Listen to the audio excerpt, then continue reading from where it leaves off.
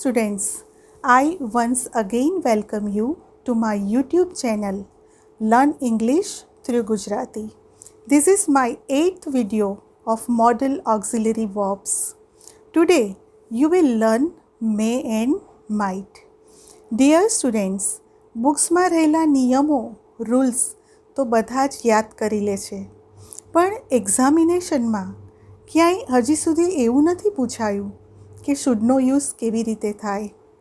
કુડનું basic structure લખો, right? તો બોલચાલ, વ્યવહાર, પ્રેક્ટિકલમાં આનો ઉપયોગ નથી થતો. તો મોડેલ વર્બનો ઉપયોગ શા માટે? સેન્ટેન્સમાં આનો ઉપયોગ ન કરીએ તો શું ફરક પડે? તો સેન્ટેન્સ જોઈ, તેની થીમ, તેનો ટોન જોઈ અને મોડલ ઓક્ઝિલરીનો ઉપયોગ કરવો પડે છે. આપણે આપણું સ્ટડી રૂટીન આગળ વધારીએ. લેટ્સ ડિસ્કસ મે. બાળપણથી જ તમે સ્કૂલમાં બોલતા આવ્યા છો, મે I come in sir, right? અને બાળપણથી જ તમે શીખતા આવ્યા છો કે વિલનું વુડ, શેલનું શુડ, મેનું માઇટ. તો એ જ આ મે આજે આપણે શીખીએ છીએ. તો તમે બધા જ may I come in sir, may I come in ma'am, આ પરમિશન માગેલી જ છે. અને પરમિશન માગે છે, પરમિશન આપે પણ છે. May I borrow your car? Yes, you may. તો એ પરમિશન આપે પણ છે. May I go there? તો હવે તમારા મનમાં એક ક્વેશ્ચન તો થશે જ કે અહીંયા તો અમે કેનનો પણ યુઝ કરી શકીએ, right? Can I borrow your car? પણ એના માટે અનનોન પર્સન સાથે પરમિશન માગવા માટેનો તમારો અધિકાર કેટલો છે એ જોવું પડે. અને સાચી વાત કહું તો ફોર એક્ઝામ યુઝ મે. એક્ઝામમાં તો મેનો જ યુઝ કરવાનો. બાકી તમે વ્યવહારમાં કેનનો ઉપયોગ કરી લેશો તો કોઈ પ્રોબ્લેમ થશે નહીં. પણ મેં તમને જેમ કહ્યું કે ઇનફોર્મલ જે વ્યક્તિ સાથે તમે કેનથી વાત કરો છો એની સાથે તમારો અધિકાર ભાવ કેટલો છે એ પણ જોવો પડે. હવે another function of May, possibility, સંભાવના, શક્યતા. It may rain. જ્યારે આપણે આવું કહીએ છીએ ઇટ મે રેઇન, ત્યારે એમાં 60% પોસિબિલિટી છે, 60% ચાન્સીસ છે. મે છે એ પોસિબિલિટી જ છે, નોટ શ્યોર, અનસર્ટેનિટી છે. પણ મે છે એ શક્યતા બતાવે છે. માઇટની સરખામણીમાં મે છે એ પોસિબિલિટી 60% બતાવે છે. કેમ? તો આપણે જ્યારે કહીએ છીએ કે ઇટ મે રેઇન તો there are clouds in sky, આકાશમાં વાદળા હોય, સિઝન હોય રેઇની, તો આપણે કહી શકીએ કે ઇટ મે રેઇન ટુડે. તો પોસિબિલિટી છે. હવે હું એમ કહું કે તમે ત્યાં જશો તો તમે શું કહેશો? મે બી, કદાચ. તો આ પણ પોસિબિલિટી બતાવે છે. તો મેનો યુઝ એક પરમિશન, બીજો પોસિબિલિટી. આ તો તમે 8th સ્ટાન્ડર્ડમાં પણ શીખેલા છો. Next function of may, blessing, wishes. May God bless you, right? May you live long, તમે દીર્ઘાયુ થાવ. તો આ બધા બ્લેસિંગ્સ માટે, કોઈને શુભેચ્છા આપવા, દુઆ આપવા માટે મેનો ઉપયોગ થાય છે. પણ એક વખત એવું બન્યું કે મારા સ્ટુડન્ટ્સે મને એવો ક્વેશ્ચન કર્યો કે મેમ ગોડ બ્લેસીસ કેમ ના આવે? ના આવે મેં કીધું. એને હજી હું કંઈ સમજાવું એ પહેલાં એણે મને એવું કીધું કે ગોડ પ્લુરલ છે એટલા માટે બ્લેસ છે. પણ ગોડ એ પ્લુરલ નથી. અને જો મેં એને કીધું મારા સ્ટુડન્ટને કે ગોડ જો પ્લુરલ હોય તો ગોડ ઇઝ એવરીવેર ના કહેવાય. આપણે કહીએ છીએ ને ગોડ ઇઝ એવરીવેર, તો પછી આપણે એવું કહેવું જોઈએ કે God are everywhere. This is wrong. પણ એનું રીઝન એ છે કે મારા દરેક વિડીયોમાં હું તમને કહું છું, 8 વિડીયો મોડલ ઓક્ઝિલરીના છે, એમાં દરેકમાં મેં કીધું છે કે મોડલ વર્બ સાથે હંમેશા V1, એ તો તમને ખબર જ છે, રાઈટ? તો અહીંયા પણ મે ગોડ બ્લેસ યુ, તો મે છે તો મે સાથે શું આવે? V1. વર્બનું ફર્સ્ટ ફોર્મ આવે એટલે મે ગોડ બ્લેસ યુ. તો આવી ભૂલ ક્યારેય ના કરતા. May God bless you. પછી મારા સ્ટુડન્ટ્સે એક બીજો ક્વેશ્ચન ક્રિએટ કર્યો કે ma'am may God bless you it is for blessing and it is also for possibility. મેં એને પૂછ્યું વાય? તો એણે મને જવાબ આપ્યો અને જવાબ બી સાચો છે કે મે ગોડ બ્લેસ યુ, ભગવાન તમારું ભલું કરે, ગેરંટી છે કે ભગવાન ભલું કરશે જ? ના પણ કરે. તો એણે એમ કીધું કે ma'am it's also use for possibility. But just I am talking you this various arguments, but may God bless you, it's for blessing. Another function of may, purpose, કોઈ હેતુ માટે એનો ઉપયોગ થાય છે. તો હેતુ માટે આપણે હું તમને એક એક્ઝામ્પલ આપું. We eat so that we may live. We eat આપણે જમીએ છીએ, ખાઈએ છીએ. વાય? We may live. હેતુ છે એમાં, તો હેતુ માટે પણ મેનો યુઝ થાય છે.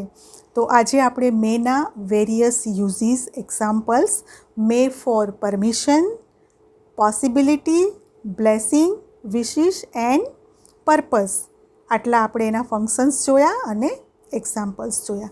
નાઉ let's learn might. First of all may છે અને માઇટ. માઇટ એ મેનું પાસ્ટ ટેન્સ છે.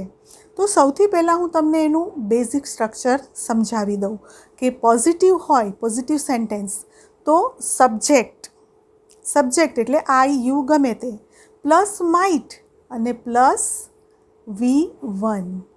I might go to the market. I subject, might model, go V1. Okay, negative sentence. Subject plus might plus not plus V1. I might not go to the market. હવે જુઓ, જેમ could not, couldn't, પણ એવી રીતે અહીંયા માઇટનું માઇટન્ટ આપણે મોટા ભાગે એવું બોલતા નથી. તો I might not go to the market. For interrogative sentence, તો એમાં તો તમને ખબર જ છે કે ફર્સ્ટ શું આવે? Modal auxiliary. તો might plus subject plus V1. એનું પણ આપણે એક્ઝામ્પલ જોઈ લઈએ. Might I go to the market?